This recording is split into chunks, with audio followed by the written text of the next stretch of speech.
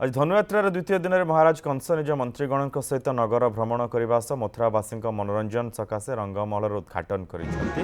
राजदरबार में आयोजित होती नृत्यगीत कार्यक्रम अंपटे कारागार में देवकी अष्टम गर्भर श्रीकृष्ण जन्म सह कंस भय वासुदेव कृष्ण को नहीं गोपपुर यात्रा उग्रेशन भेट यशोदा कूल कृष्ण को प्रदान कर बिजुली कन्या को नहीं मथुरा फेरबार दृश्य अभिनीत हो व्योमकेश कर रही सीधासख ए संपर्क सूचना सहित व्योमकेश वर्तमान कौन चली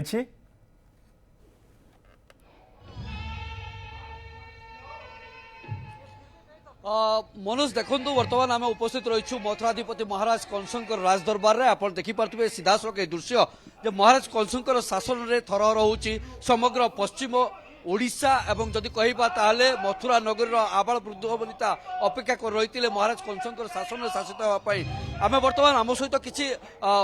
व्यक्तिविशेष अच्छा एठिकार जो मथुराधिपति महाराज कंसंकर जो रही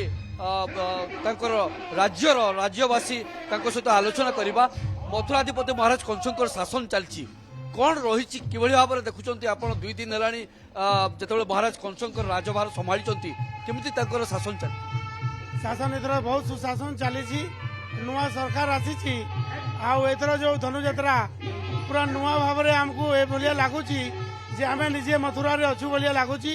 आम मथुरावासी यही बेस आम बहुत खुशी।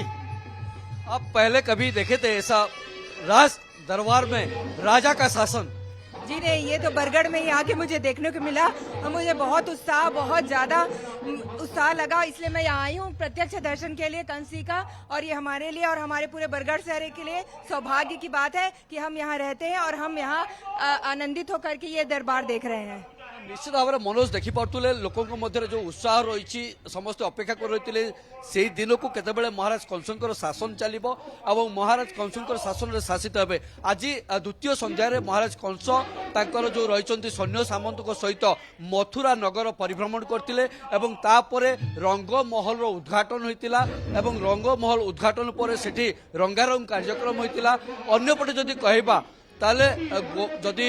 जो कारागार रही मथुराधिपति महाराज कंसंकर जो कारागार से कारागार रे देवकी वसुदेव जो अष्टम गर्भर सबुठु बड़ खोला मंच रे अभिनीत होउछि ए कार्यक्रम एवं वर्तमान आपण देश देखुछंती जो लोक सूचना रखुतले जे आरंभ होई सारिछि कंसंकर राजनीति।